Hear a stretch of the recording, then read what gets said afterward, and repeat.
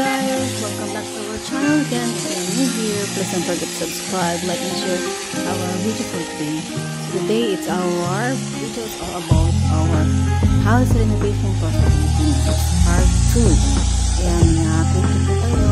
Kung ano na po yung natapos natin yung ngayon. So ang tagal po nating nag-update kasi po natigil po kami mag-renovate ng house. Ayan, tapos maulan kasi sa Pinas ng 2 days. So medyo binaha yung loob ng bahay dyan. So ito po yung ginawang beam pa lang po sa taas. Ayan. So umabot na po kami ng 300, almost 400,000 guys. Ayan. So itong video na po ito ay umabot na po kami ng almost 500,000 guys. Dahil sa ano po, sahod po. Kasi medyo mabigat po magpasahod actually. Ang sahod po nila every week is nasa 16,000, apat lang po sila. So sa isang buwan po halos 40,000 po ang pinapasahod namin sa kanila sa isang buwan. Apat po sila. So ito na po yan, nakabuhos na po kami sa kabilang side guys. Ayan, so parang natipid po namin ng konti yung ano, yung mga kahoy at saka yung ano po pag molding kasi nga gawa nga po ng apat lang naman sila, hindi po kami nagmamadali na matapos agad yung bahay. So ayan po, unti-unti lang po namin siyang tapusin. So magumastos po kami dyan ulit ng 200,000 guys. So halos 500,000 na po yung gastos namin dyan. So yung isang ano po, yung kapatid ko, sorry po guys. So ayan nga guys, nakaabot na kami ng 400,000 na gastos. Ayan po, wala pa po yung house plan dyan. So maabot po siya ng 400 plus actually. So ayan, nabuhusan na po yung kabilang beam. So ayan, kabilang beam na naman po ang bubuhusan namin dyan. So nagtipid po kasi kami ng ano, ng tawag nito, ng tauhan, ng kahoy. So yung kalahati muna tinatapos, tapos ngayon kakalahati naman yung tatapusin namin. Itong part na ito guys, yan, yung wala pa pong buhos na beam. So ayan po yung aking kapatid. Sabi ko, video mo please, kasi marami na nag-aantay sa update ng ating house. So ayan po yung ating ano, update po ngayong araw na ito. So medyo tumigil po sila ng 15 days dyan kasi nga nagpatuyo pa sila ng ano, ng beam. So ngayon tutuloy po nila ulit para yung kabilang beam naman pong bubuhusan namin. Tapos habang binubuhusan po yung kabilang beam, nag-aantay po ng 15 days. Yung kabila naman po gagawan po siya ng ano na po, para sa flooring. Yung mga beam po ng flooring guys, beam pa tawag doon, correct me if I'm wrong guys. Ayan, hindi po tayo nagtatrabaho sa construction, I don't know what's the right term guys. So ayan po, magbubuhos na po sa another budget po, 250,000 daw po para doon daw sa buong buhos guys. So let's see guys, sa update po natin ng part 3 kung magkano na yung magagastos natin dyan. So hindi pa tapos. So ipapakita ko rin po sa inyo yung loob ng bahay. So tinanggal po namin dyan yung ano, yung aming ceiling. Ayan, para po may magamit po kaming ano dyan, pang form po ng beam po guys.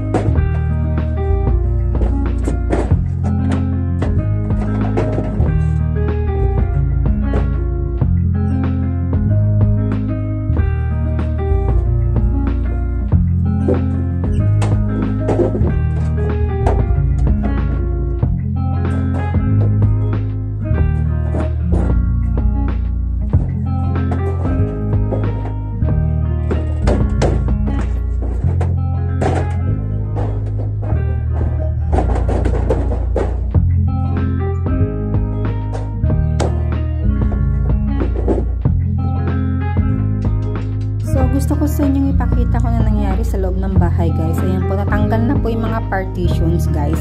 Kasi yung partition po ng isang kwarto namin, tsaka isang dito sa kwarto rin sa kabila, guys, sinanggal lahat ng kahoy para magamit po namin sa sa taas. Tsaka itong roof po namin, itong ceiling po namin, ayan, tinanggal na rin po para magamit po dun sa pag-form po ng beam sa taas. So medyo nakatipid po kami dyan ng konti. So ayan po, sabi ko nga sa kapatid ko, ipakita yung loob ng bahay ko na nangyari. Umulan pa siya ng 2 days, guys, kasi nga ayan, nabaha. Sabi ko, i-save lahat ng gamit. So ayan po, so 100 square meter yung bahay, guys. So ang floor area po ay 300 square meter kasi hanggang 3rd floor, guys. So ayan po yung aming poste sa labas na na nakasagad na po. Sabi ko nga isagad ng konti para at least, 'di ba, maganda siya, maluwag yung bahay. So sa first floor po kasi ang plan po namin, dining area, kitchen area, isang kwarto, guys. Tapos isang CR. Ay, dalawang CR pala kasi may CR yung isang kwarto ng mama ko. Kasi kapag tumanda na siya, at least, 'di ba, sa baba lang siya. Meron siyang sariling CR, hindi na lalayo. Hindi na siya bubuhatin. Oh my God, inisip na talaga yun. So, may sarili siyang CR. Tapos, may sariling CR din doon sa sa ilalim ng hagdanan, guys, ilagyan namin. So, yan na nga po, natanggal na po yung beam. Ayan po, pinakahintay natin. Tinanggal na yung beam daw. Tinanggal yung kahoy pala. Ayan yung kahoy dyan, guys. So, inilipat na po sa kabilang beam. Ayan, magbubuhos na po sila dyan. Ready na po magbuhos sa kabilang area. So, yung bali, 4 ilang poste ba na nag-connect. Parang 3, 6, 7, 8, 9. 9 lahat na poste yun na pinag-connectan po ng beam po. So, yun pa lang po ang ating first floor update, guys. Wala pang second floor, guys. Hindi pa natapos. Almost 500,000 na tayo ng gastos dyan. So, parang oo nga, ang hirap, guys. Dapat may ipon talaga kayo para biglang buhos, pakyaw ba, para mas mabilis kung nagmamadali kayo.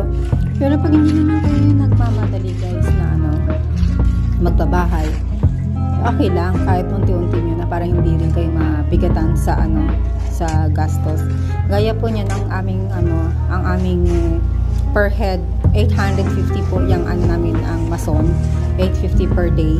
Tapos yung isa po yung mga assistant po niya 650 per day, guys. Kasi hindi po libre ang pagkain nila. Ang libre lang daw po ay yung merienda. So, yan po, guys. Ito po yung ating update ngayon sa ating part 2, guys. Sana samahan niyo po kami hanggang matapos ang ating bahay, guys, sa update po natin. So, thank you so much for watching, guys. I hope we will gonna see you again in our next vlog. So, meron pa po tayong 3 minutes, guys. So, please, patapusin po niyo ang ating video ngayong araw na ito. Salamat po sa panonood. Ayan po pala yung yan na yun. Yung, ilan na ba to? So we start April pala. April 8 po kami nag-start ng renovation ng bahay. April, May ngayon na guys. No, wala pa palang May. Ay, March pala tayo nag-start. March 8 pala guys. March 8 to be exact. March 8. April 8, 1 month. Magto 2 months na siya sa May 8 guys. Yun na po yung natapos natin sa sa bahay natin. So, within 2 months, tayo less than 500,000 ng gastos. So, medyo mabigat pero okay lang. At least, alam mo yun, mayroon kang nakikitang bahay in the future na tatanda ka. Pagdating mo ng Pilipinas, masaya yung buhay mo. Relax ka, diba? Pero hindi eh. Sa Pilipinas kasi sobrang mahal na ng mga bilihin guys. Grabe, pati kuryente, tubig, sobrang mahal na hindi na gaya dati. So, kung meron ka mang extra, like farm, makakatipid ka. Kasi, syempre, diba? Pag nasa farm ka, libre yung ibang pagkain mo. So, makakatipid ka pa rin kahit paano. So, itong bahay po namin, nasa gitna po siya ng bukid, guys. Yan. Marami po kaming kapitbahay din dyan, kahit paano. Mga police, mga nasa abroad din, guys. So, sa part po yan, yung bahay na nasa Tuguegarao City, guys. Meron pong bagyo noon na Ondoy. Binhabang buong Tuguegarao. Kaya, pinagplanuhan namin talaga yung bahay ng 2nd floor to 3rd floor, guys. At least, ready kami sa in case na flood na naman. So, hanggang dito lang muna po ang ating video. Maraming pong salamat sa inyong panonood. Sana magkita po ulit tayo sa ating part 2 ng ating house renovation, guys. Thank you so much for watching. For those who are new here, please don't forget to subscribe, like, and share our video for today, guys. Bye, guys! Malapit na po matapos. 30 minutes lang to, guys. May 1 minute pa.